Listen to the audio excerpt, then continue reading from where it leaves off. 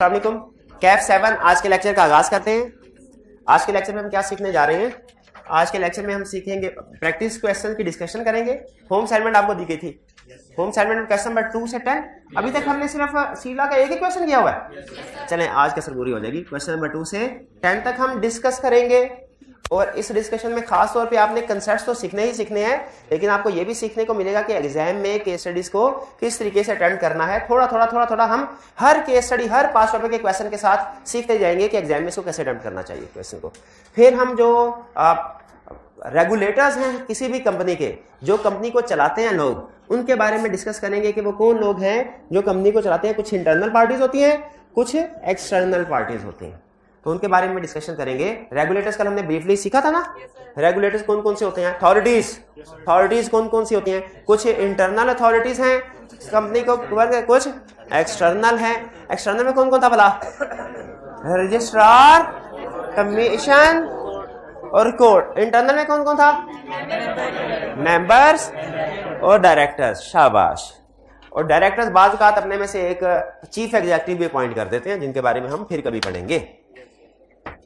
अभी हम असाइनमेंट की तरफ चल रहे हैं, लेकिन उससे पहले अगर कोई क्वेश्चन पूछना चाहते हो तो पूछ लीजिए। प्रीवियस लेक्चर भाई मुझे स्लाइड ला दीजिए। प्रीवियस लेक्चर में से कोई क्वेश्चन पूछना चाहते हो पूछ लीजिए। शाबाश।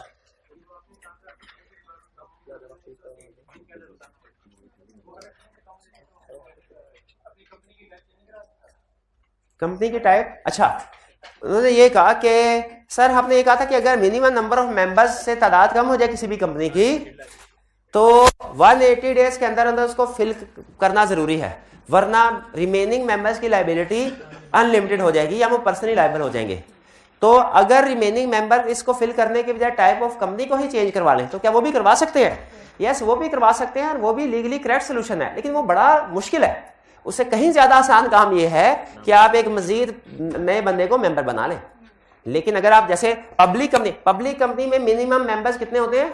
अनलिस्टेड में, पब्लिक अनलिस्टेड में 3 होते हैं। अगर उसके एक मेंबर की डेथ हो जाए तो खुद बताइए वो ऐसी कंपनी ऐसे मेंबर्स के लिए क्या ज्यादा आसान है, एक के नया मेंबर को ऐड कर दें या कि पब्लिक कंपनी को प्राइवेट में कन्वर्ट कर दें? नया मेंबर, क्योंकि उन्होंने पब्लिक कंपनी बनाई थी तो कोई फ्यूचर गेन जहन में रख के बनाया होगा ना। तो वो ये थोड़ी है कि मेंबर से जान छुड़ाने के लिए प्राइवेट में कन्वर्ट कर लें। तो लीगली करेक्ट है, लीगली आप क्या कर सकते हैं करना, लेकिन प्रैक्टिकली करते नहीं है कंपनी, बल्कि क्या करते हैं? न्यू मेंबर को ऐड कर दिया जाता है ताकि मिनिमम की तादाद पूरी हो जाए। और कोई क्वेश्चन? जी शाबाश पूछिए। जो न्यू मेंबर होगा उसकी लायबिलिटी क्या होगी? उसकी लायबिलिटी जो टाइप ऑफ कंपनी है उसके लिहाज से होगी। अगर type of company limited by guarantee है तो उसको मेंबर बनाते हुए कोई ना कोई गारंटी ली गई होगी, वो बन जाएगी। और अगर लिमिटेड बाय शेयर है तो उससे पूछे कि हाँ भाई कितने शेयर लेने हैं, वो जितने शेयर एग्री करता है उस लिहाज से लायबिलिटी होगी। ठीक है। तो लाजमी नहीं नया मेंबर जो है उसके टर्म्स एंड कंडीशन या उसकी ओनरशिप उतनी हो जितनी पुराने की थी, वो भी हो सकती है, वो चेंज भी हो सकती है। ठीक है। ये तो आपने कैफ 4 में भी पढ़ा होगा कि जब कोई पुराना पार्टनर रिटायर होता है उसकी जगह पे किसी नए पार्टनर को लेके आ जाए तो लाजमी नहीं उसको वही रेशो वही शेयर दिया जाए जो पुराने का था, वही भी दिया जा सकता है, कोई डिफरेंट भी दिया जा सकता है। सिमिलर कंसेप्ट यहाँ पे, जो नया मेंबर आएगा उसको पुराने जितना ही शेयर कैपिटल भी दिया जा, शेयर हिस्सा भी डिफरेंट भी दिया जा सकता है। क्लियर जी? और कोई क्वेश्चन? हाँ, इनहेरिटेंस के केस में सेम होगा, सही कह रहे हैं, इनहेरिटेंस के केस में सेम जी। और कोई क्वेश्चन?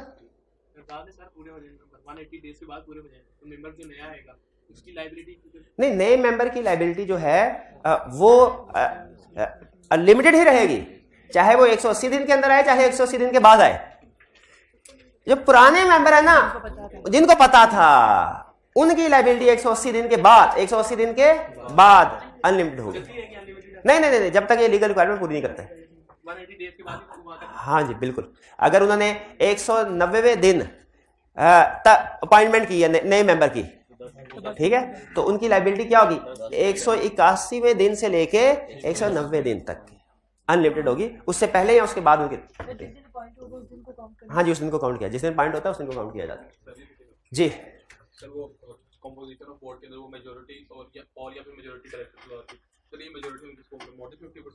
हाँ, मेजोरिटी लॉ में जहां कहीं लफ्ज आता है मेजोरिटी का, इससे मुराद मोर देन 50% है या मोर देन 1/2 ही है। ठीक है, जहां कहीं मेजोरिटी का वर्ड आएगा। और कोई क्वेश्चन?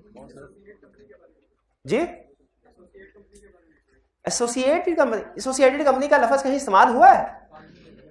हमने कल लेक्चर में या इस चैप्टर में इस्तेमाल नहीं हुआ, वो भी एसोसिएटेड का कंसेप्ट नहीं समझना हमने।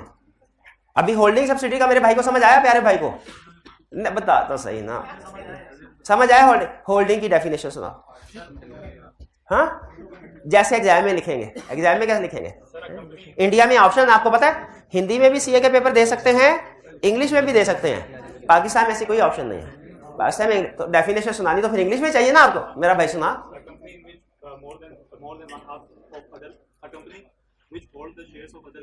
एक company which hold the shares of other company, तो होल्डिंग कंपनी होती है। ये होल्डिंग की डेफिनेशन आती नहीं, एसोसिएटेड कैसे सिखा रहे वो। पहले होल्डिंग और सब्सिडी की अच्छे तरीके से डेफिनेशन याद कर ले, फिर इंशाल्लाह मैं आपको अच्छे तरीके से ना भी करें, रीजनेबल तरीके से याद कर लें, तो इंशाल्लाह मैं आपको फिर एसोसिएटेड का कंसेप्ट भी बता दूंगा। ये तो कोई डेफिनेशन है। If A company hold shares of another company, क्या बता के एक शेयर भी होगा तो वो होल्डिंग सब्सिडी बन जाएगी? ऐसे थोड़ा ही है। 1/2, अच्छा 1/2 तो हाँ, तो कोई सा भी शेयर के वोटिंग भाई, इतना आसान नहीं है। एक एक लफ्ज से आई कैप कंसेप्ट को घुमा रहा है, खास तौर पे 2 अटेम्प्ट्स में एक एक लफ्ज से कंसेप्ट को घुमा रहा है। होल्डिंग और सब्सिडी में फर्क क्या है? होल्डिंग है अब्बा जी और सब्सिडरी है बेटा जी। होल्डिंग कंपनी है वो जो शेयर दूसरी कंपनी के शेयर होल्ड करती है, और सब्सिडरी कंपनी वो है जिसके शेयर होल्ड किए जाएं, जिसके शेयर होल्ड किए जाएं।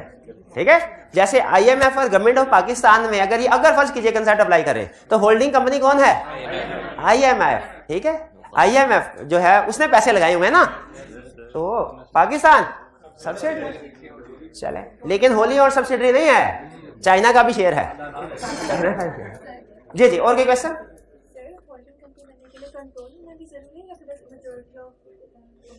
होल्डिंग कंपनी अगर हमारी कंपनी है और वो किसी दूसरी कंपनी की होल्डिंग बनना चाहती है, 2 शर्तें हैं, 2 में से कोई सी भी एक भी पूरी हो जाए तो वो होल्डिंग बन जाएगी।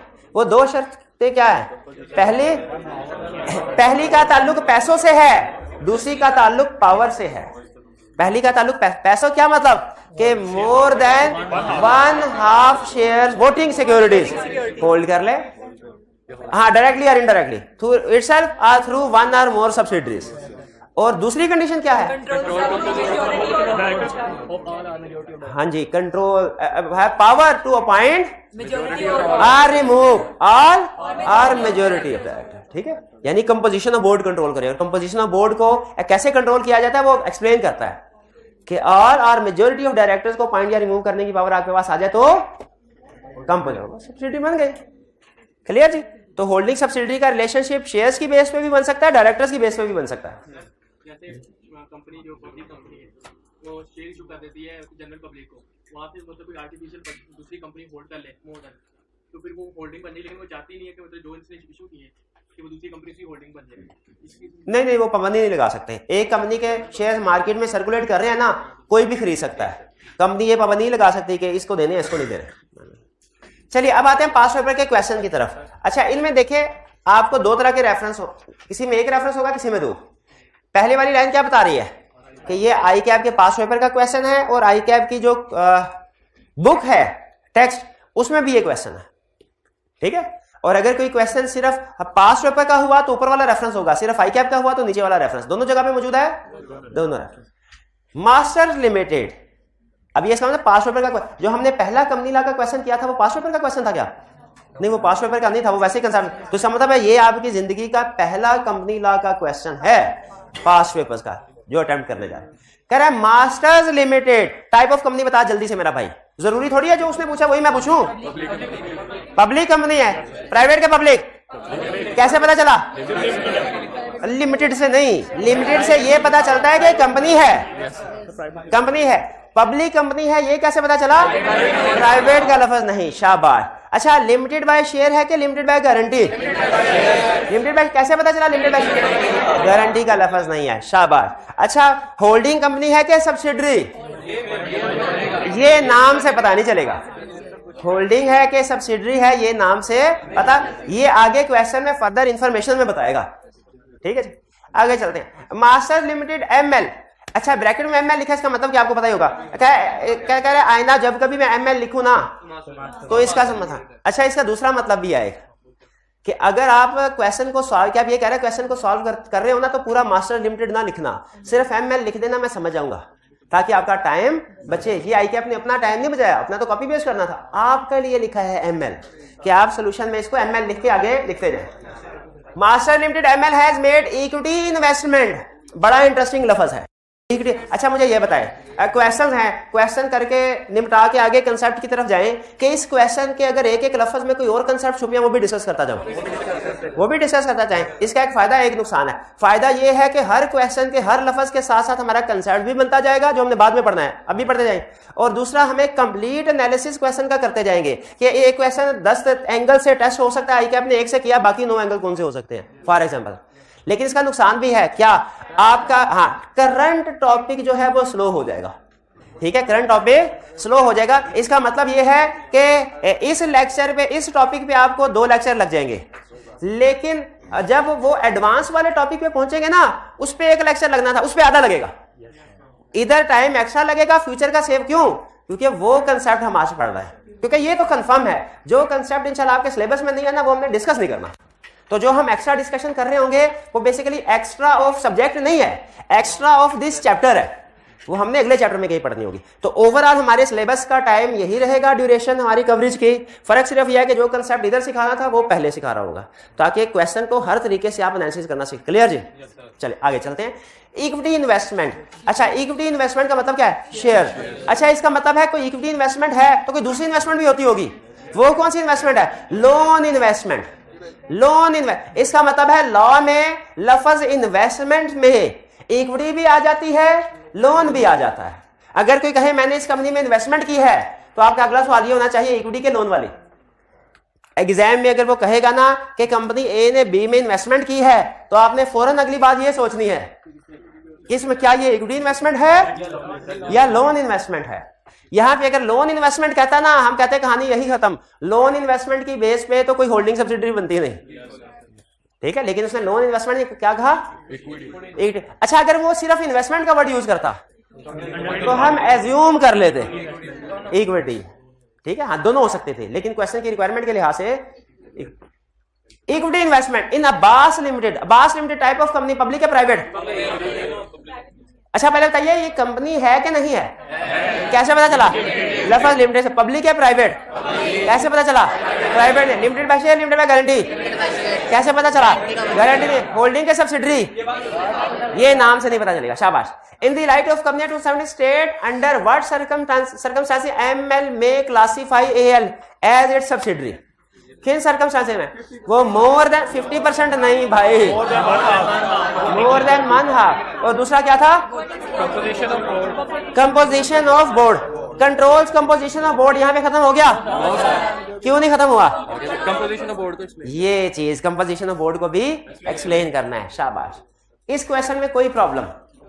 अच्छा क्या आप समझते हैं कि जितना क्वेश्चन मार्क्स है उतना मटेरियल ये मैच करता है, ठीक है, ये आपने जजमेंट अप्लाई करते जाना है। किसी भी क्वेश्चन को जब ये टेक्निकली अपने माइंड में सॉल्व कर लिया आपने, जब आपने पेपर पे लिखना शुरू करना है ना उससे पहले मार्क्स को देख के डिसाइड कर लेना है मार्क्स कितने हैं। क्यों मार्क्स को क्यों पहले देखना है? ताकि फैसला कर सकें कि हमने कितना लिखना है, कितना लिखना है, ठीक है जी। मार्क्स के लिहाज से वो आपको बताया था एक दफा शायद, हमारे मैनेजर ये कहा करते थे जितनी तनख्वाह उतना काम, जितनी तनख्वाह। तो एग्जाम में बैठ के भी हमने ये असूल लगाना है कि जितनी तनख्वाह ये हमारी तनख्वाह है और काम कितना करना है पेपर पे, इतना ही। क्लियर? अच्छा कितने स्टूडेंट्स ने इसको रिटर्न फॉर्म में अटेम्प्ट किया है? सही से बता। रिटर्न फॉर्म में आधी से कम क्लास है, तकरीबन आधी चले लगा दे। आधे स्टूडेंट्स का सीधे, जिसने पहला सवाल ही नहीं अटेम्प्ट किया अगला पूछा तो बेकार है। अच्छा जितने स्टूडेंट्स ने अटेम्प्ट किया उनमें से कितनों ने एग्जामिनर कमेंट्स पढ़े हैं? ये 6-7। हालांकि पहले लेक्चर में क्लब के बताया एग्जामिनर कमेंट सबसे ज्यादा अहम है। 6-7 स्टूडेंट्स ने, कोई बात नहीं, कल पढ़ लीजिए, बिल्कुल कल बेहतरीन वक्त है, इतवार छुट्टी का दिन है, आपने यही तो काम करना है, सोना थोड़ी है कल। क्वेश्चन 3। अच्छा एक चीज यहां पे सुनिए, इस क्वेश्चन में उन्होंने कहा बताइए अंडर व्हाट सर्कमस्टेंसेस एमएल में क्लासिफाई एएल, यानी एमएल कब एएल को अपनी सब्सिडरी क्लासिफाई कर सकती है? बताइए, हमने एमएल के पॉइंट ऑफ व्यू से क्वेश्चन सॉल्व करना है कि एल से? एमएल से। तो हमने ये बताना है कि कोई कंपनी दूसरी कंपनी होल्डिंग कैसे बनती है, कि ये बताना है सब्सिडरी। एमएल के पॉइंट ऑफ व्यू से सॉल्व करना है। तो क्वेश्चन क्या है? एमएल कब एएल को सब्सिडरी क्लासिफाई कर सकती है? तो मुझे बताइए, इसमें हमने होल्डिंग कंपनी की डेफिनेशन लिखनी है कि सब्सिडरी की?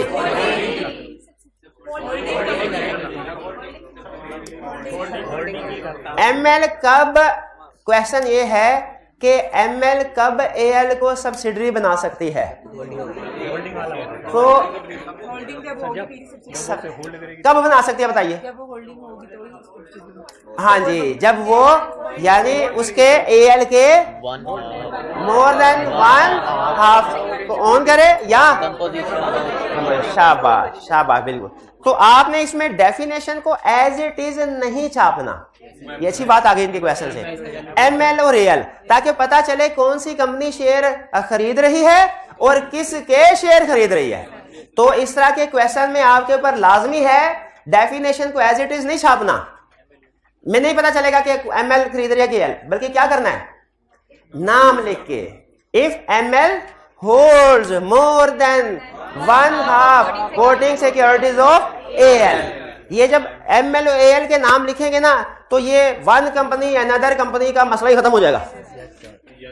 ठीक है, तो हमेशा जब वो क्वेश्चन में जनरल याद रखिएगा, जब कभी वो क्वेश्चन में नेम यूज कर देना, तो आपके सोल्यूशन में भी आपने वो नेम यूज करना है, चाहे वो डेफिनेशन का क्वेश्चन क्यों ना हो। आगे चलो जी जी जी।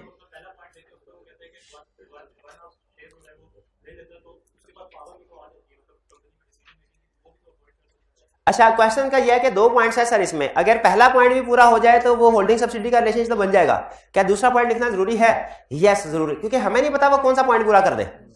तो इसलिए हमने ऑप्शंस देते हुए सारी ऑप्शंस, जैसे अभी रिसेंटली जो ये पेपर हुआ ना स्प्रिंग 23 का, इसमें उसने क्वेश्चन पूछा है कि मेंबर्स ने एक फैसला करना है, उसके फैसला करने के कितने ऑप्शंस हैं, कितने तरीकों से फैसला किया जा सकता है, उसके 2 तरीके। ठीक है, फिर पार्ट ए में उसने पूछा कितने तरीके हैं, पार्ट बी में उसने पूछा कि बताओ उन तरीकों के ऊपर अमल कैसे होगा। तो मुझे बताइए, पार्ट ए में हमने 2 ऑप्शन बताई, पार्ट बी में दोनों में से कोई भी एक कर ले तो काम हो जाएगा। क्या हमें एक ऑप्शन जिक्र करनी चाहिए कि दोनों? दोनों। और फिर उसके बाद उसने कहा बताओ प्रोसीजर क्या होगा दोनों ऑप्शंस के, तो भी बताइए एक ऑप्शन का बताना चाहिए कि दोनों? क्यों, काम तो एक ऑप्शन से भी हो जाता है। जो फैसला होना है वो तो एक ऑप्शन से भी, घर बैठ के भी हो सकता है, मीटिंग में जाके भी हो सकता है। तो फिर दोनों क्यों बताना जरूरी है? हमें नहीं पता वो कौन सी ऑप्शन को पसंद फरमाएगा, हमने उसके सामने पूरा मेन्यू रखना होता है। ठीक है जी। तो अगर 2 है तो हमने दोनों पॉइंट्स लिखने हैं, 4 होते तो हम चारों पॉइंट्स लिखते हैं। आगे चलते हैं। Question 3, under the provisions of company act 17 explain the term body corporate और कॉर्पोरेशन। कितने स्टूडेंट्स ने इसको रिटर्न फॉर्म में अटेम्प्ट किया है? शाबाश। और कितने स्टूडेंट्स ने इसकी एक्सेप्शंस भी लिखी हैं? एक्सेप्शन लिखना आपको पता है, जब कभी डेफिनेशन पूछे, एक्सेप्शन जो है वो डेफिनेशन का हिस्सा होता है। भाई पेन दिखाओ, एक्सेप्शन है जो डेफिनेशन का हिस्सा होता है। आगे चलते हैं। अब बताइए, क्या तनख्वाह के मुताबिक काम कर लेंगे? ये परेशानी तो नहीं है कि तनख्वाह ज्यादा है काम कम, या तनख्वाह कम है काम ज्यादा, तकरीबन उतना ही ना, थोड़ा बहुत ट्यून अप ट्यून डाउन कर लीजिएगा, लेकिन मैच करते हैं मार्क्स और सॉल्यूशन। आगे चले जी जी।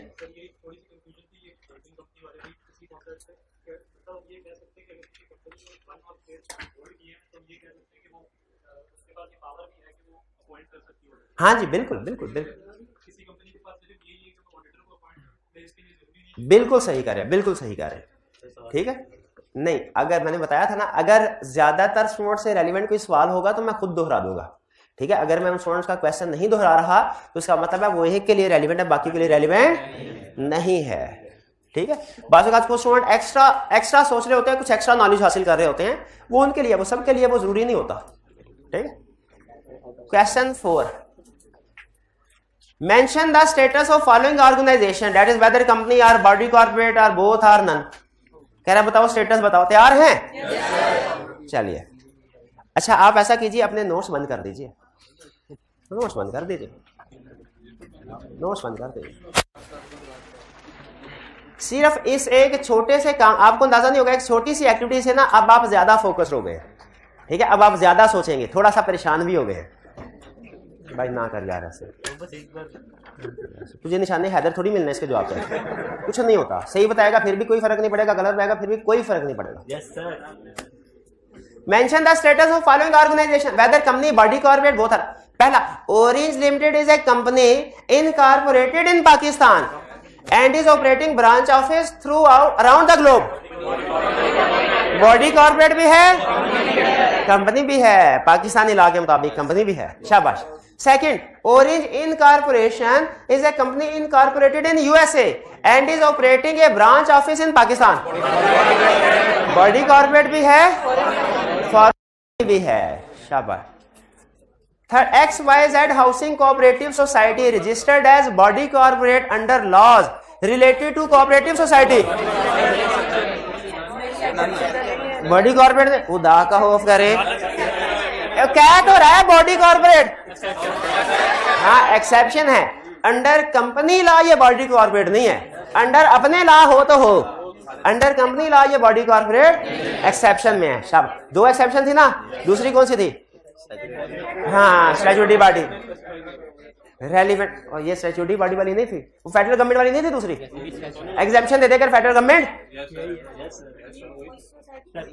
सोसाइटी वाली थी।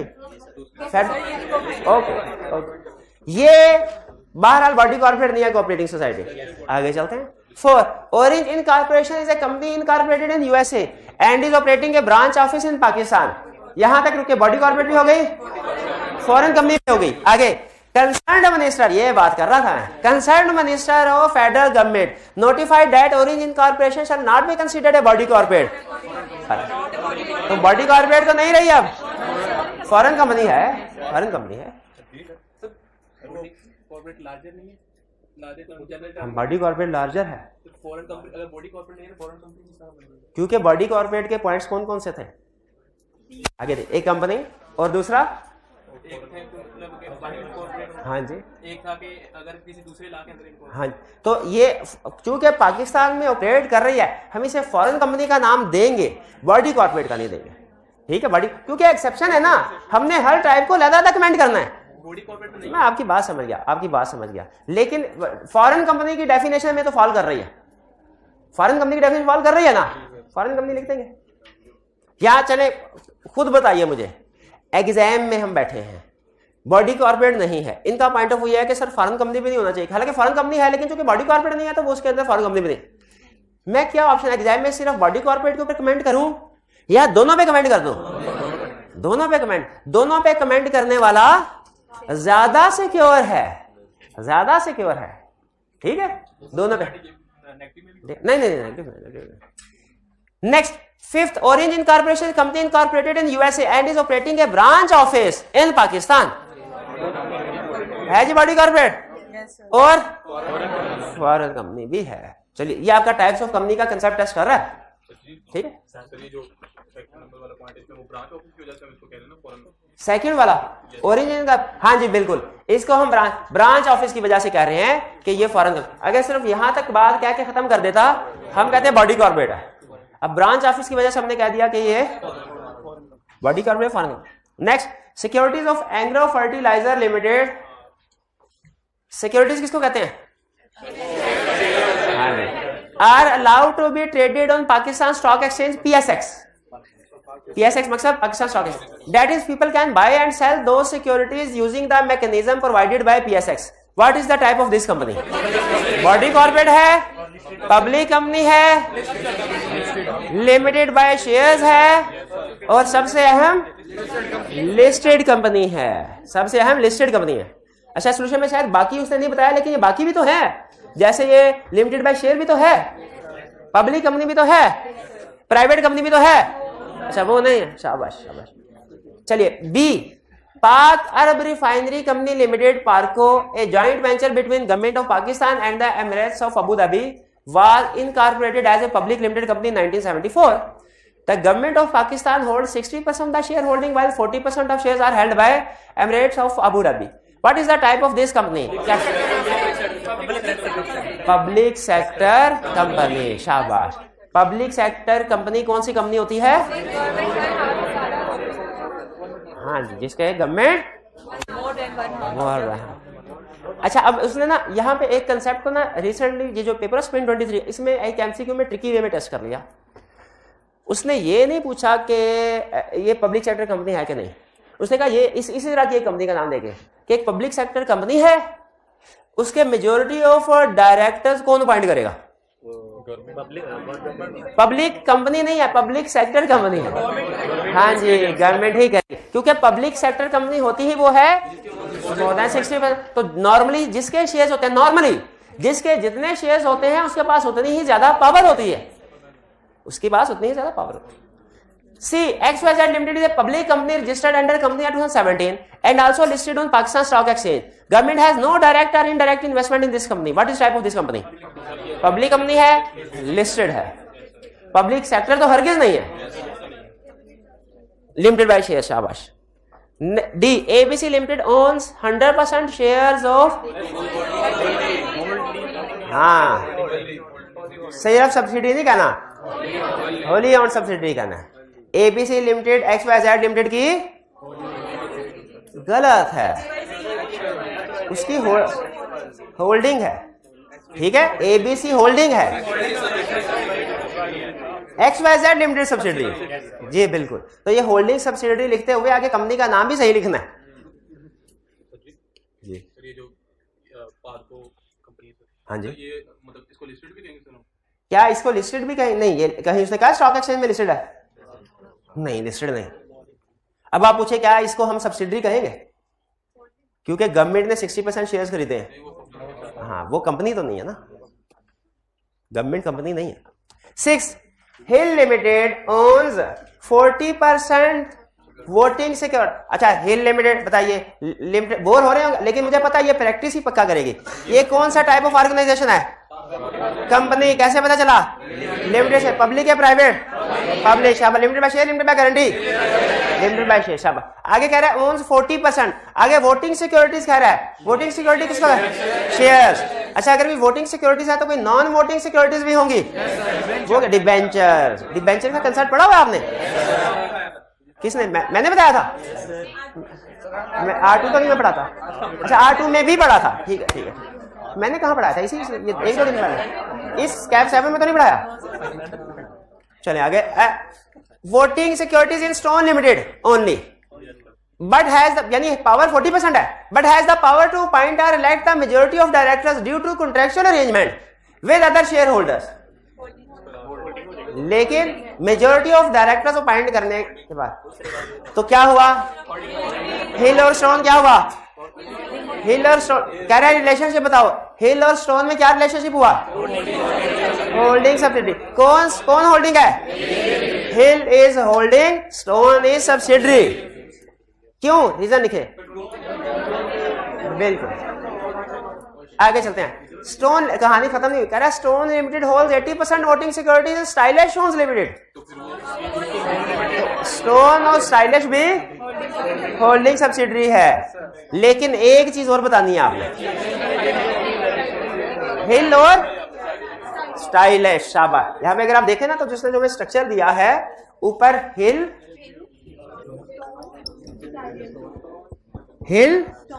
स्टोन, स्टाइल, ये है होल्डिंग सब्सिडरी, ये भी होल्डिंग सब्सिडरी। इसका और इसका डायरेक्ट रिलेशनशिप कोई नहीं है, हाँ, लेकिन indirectly through 1 or more subsidiaries own कर रही है, तो ये भी हिल होल्डिंग और स्टाइलिश इसकी सब्सिडरी। यानी केस स्टडी में अगर आपसे पूछे हिल की कितनी सब्सिडरीज हैं, शाबाश 2 बताना है, और स्टोन की कितनी सब्सिडरीज हैं? 1। तो टोटल कितनी सब्सिडरीज है? 2 ही हैं, 2 ही हैं। वो होती ना पहले छोटे होते थे, एक घर में 2 बाप और 2 बेटे रहते हैं, तो टोटल कितने अफराद हुए? तो जिनका मैथ स्ट्रांग होता था वो कहते थे 4, हालांकि वो कितने होते थे? 3। दादा बाप बेटा है खेलता ना ऐसा कि छोटी मोटी खेलिया नहीं, अगर खेली होती तो आज में केसड़ी समझ आ जाती। जी ठीक है, आगे चलते हैं। वैसे पूछ ले यार।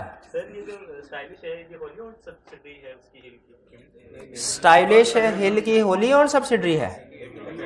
नहीं तो इधर 80% है, वो तो 100% पे होली ऑन होती है। ऑन कर रही है 80 भाईजान। स्टोन के पास स्टाइलिश के कितने शेयर हैं? तो ये होली ऑन हुई क्या? स्टाइलिश स्टोन की होली ऑन हुई? नहीं हुई ना। हिल की तो 40% है इसके पास प्लस मेजोरिटी डायरेक्टर, तो ये स्टाइलिश हिल की सब्सिडरी है स्टोन की वजह से। तो जब स्टाइलिश स्टोन की होली ऑन नहीं है तो हिल की कैसे हो सकती है?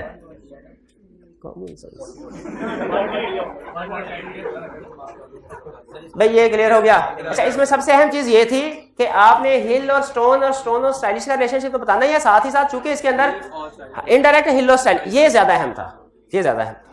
रूटीन के पॉइंट तो सबको ही कर लेते हैं, लेकिन जो क्रिटिकल पॉइंट्स है ना उनको कवर करना ज्यादा अहम होता है।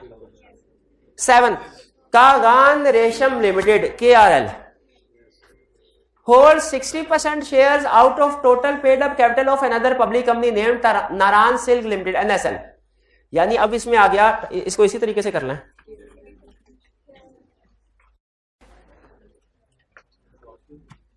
ये इसको हम इसी तरह कर लेते हैं, बल्कि यहां पे कर लेते हैं साथ साथ।